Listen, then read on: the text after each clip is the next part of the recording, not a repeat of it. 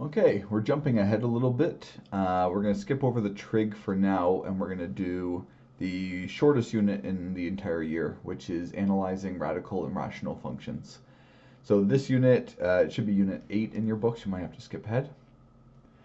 This unit is really, it's 6 lessons. We're going to do in 3 days, 2 lessons a day.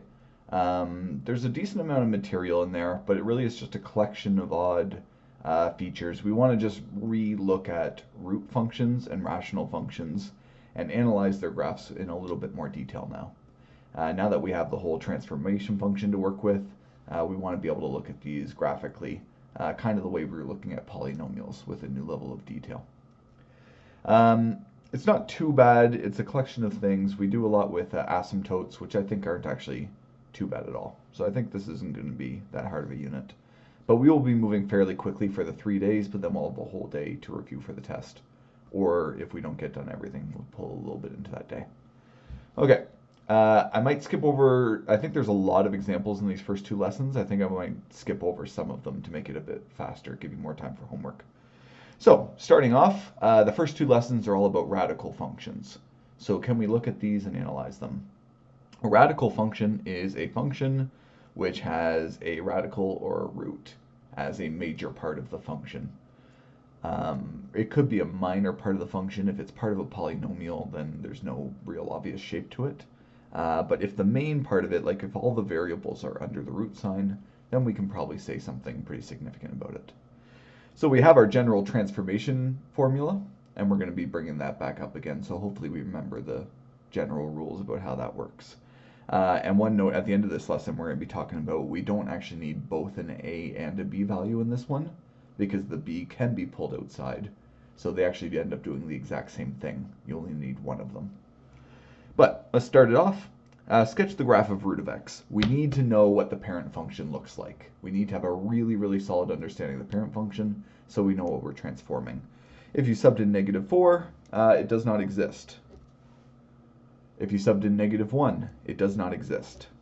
There are no negatives allowed under the root sign. I was just going over this with the 11s. You can sub in 0, and the square root of 0 is 0. Square root of 1 is 1. These 2 points are really, really important. These are often going to become our invariant points because doing the root to them doesn't actually change them. So these are our most 2 important ones. And most people, when they graph it, they actually only graph 3 points. They only do 0, 1, and 4, usually. So we don't actually go every number when we're doing the root sign because we like to keep the numbers whole numbers. If you subbed in 4 is the next nice number to sub in, then you get a height of 2. When you sub in 9, you get a height of 3, height of 4. So graphing it starts at the origin, and it goes through 1, 1, and then 4, 2, and then 9, 3, and then 16, 4. It's basically just an upside down parabola. We're very, very used to the parabola shape. If I turn my paper that way, you get your really nice parabola shape, the left side of the parabola. And that's all we're doing is it's sideways this time. And we connect the dots.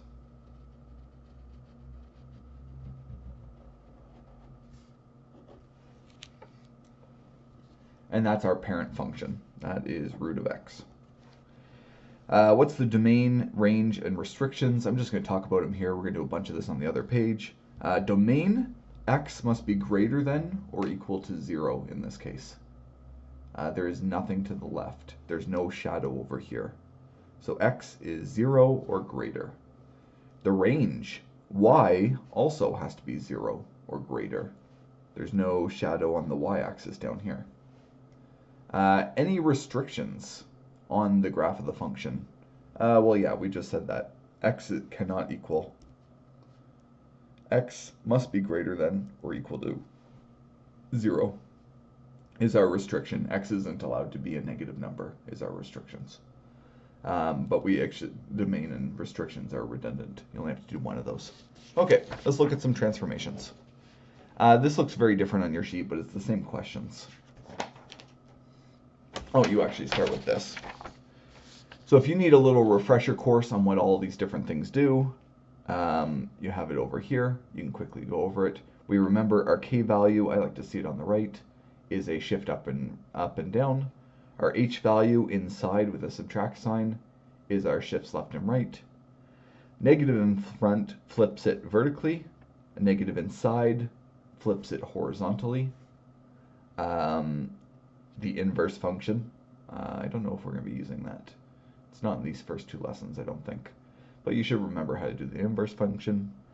A value, so sometimes it's on the left, I like to see it on this side, is your vertical stretches, and the B value is your horizontal compressions, kind of. Stretches, but in the opposite direction. And remember, you have to do them in order. So you have to do stretches and reflections first. These guys, it actually doesn't matter the order of those two, but you have to do all your multiplying before you do your shifting left, right, up, and down. Okay, so let's try a couple questions. I think I'm just going to do 3 of these ones. Can we graph it and state the restrictions? So in the first one, we move the 4 to the other side. So in this one, we're going to be shifting 2 left, 4 up. So take every point, go 2 left, 1, 2, 3, 4 up. Our 1, 1 goes 2 left, 4 up. Or if you're good, you can kind of just copy the shape. You know, you want 1 right, 1 up, 3 more right, 1 more up. It's going to go something like that.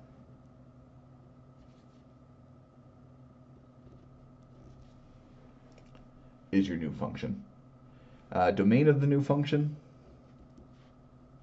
x, so long as x is greater than or equal to -2. I could have said x is a member of the real numbers. I probably should have said that. Some people just write it like that, though. I'll do it down here. Y is a real number, so long as y that starts at 4 or greater. Y is greater than or equal to 4. And there's a shortcut for these things.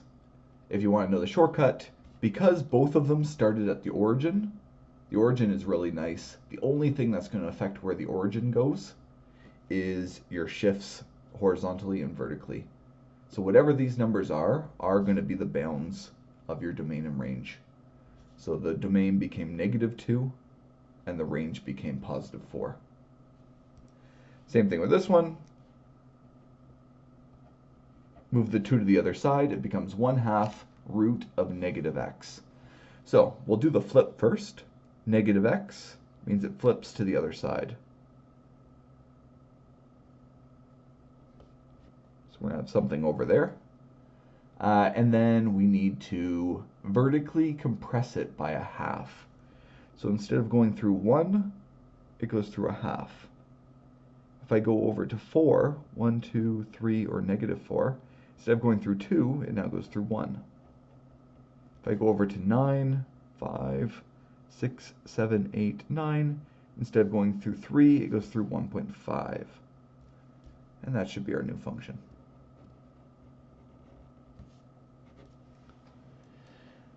So I said the domain and range is only affected by the vertical stretches and vertical shifts and horizontal shifts. There are none in this function. So our restrictions are both going to be around 0. So the domain, x is a real number, x something to do with 0. It hasn't moved, but it did flip. So the flips do affect it as well, of course. This time x has to be less than or equal to 0. Range, y is a real number, so long as y is greater than or equal to 0. This one didn't flip. That one's the same. Hopefully we're really comfortable with this. I know students hate these at the beginning, but we've done a lot of them now. So hopefully you can write that out without taking 5 minutes. Okay. I'm going to skip C. I think there isn't too interesting of things with C. Basically, oh, you have the... Does your C look the same as mine? Yeah, you just have the 5 on the other side. So basically, you're going to be flipping it vertically, upside down, and then shifting it 5 straight down. So it's going to end up somewhere down here, looking like that. And we can state domain and range in that. And then this one, yeah, you guys have this looking. This one has a trick to it. Have a look, see if you can see what the trick is. The trick in this one is that the b value is not here. It is not written in the right way. If we remember how it's supposed to look, it's supposed to be written like this, with a b as a common factor. We talked about that in the first 2 units. So we need to actually change this to say 3 times root of 2 x minus a half. Common factor the 2. Now we can do our transformations. So first thing, we're going to stretch it vertically by a factor of 3. So 1, 2, 3. This is going through 2.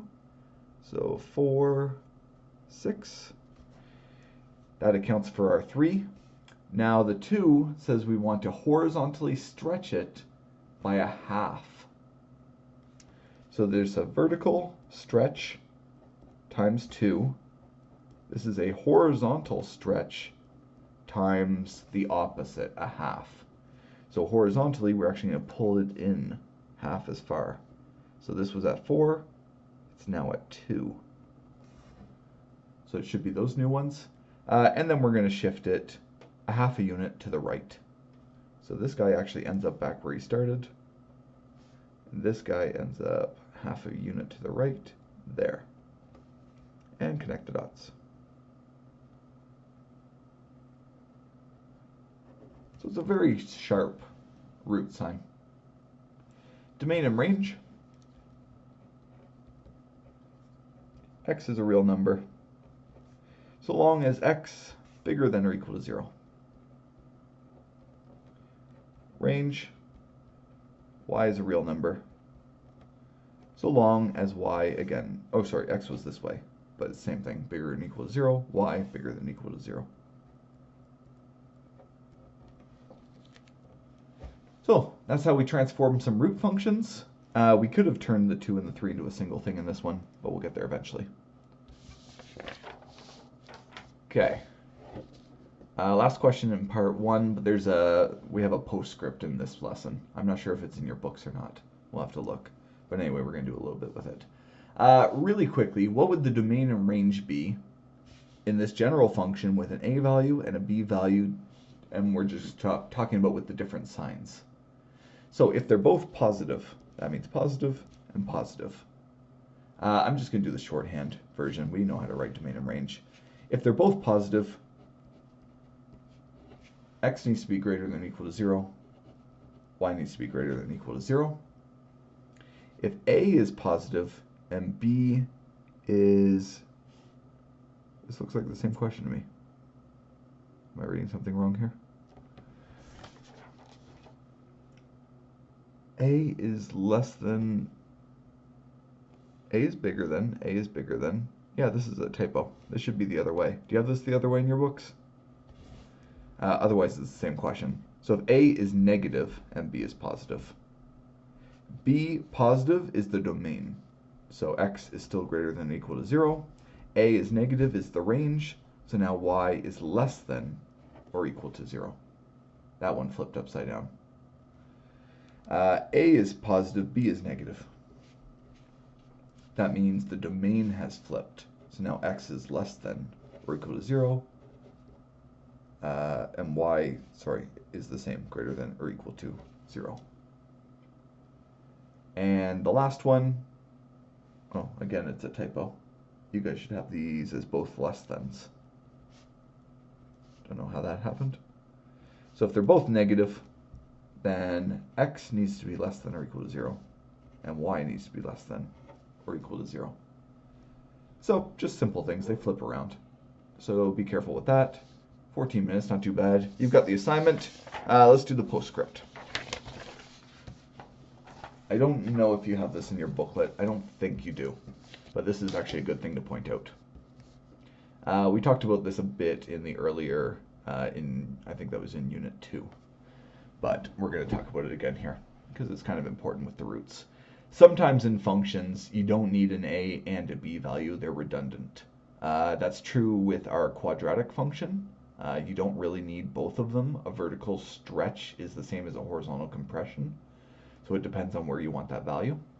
And it's the same thing here as well. You only actually need one of them.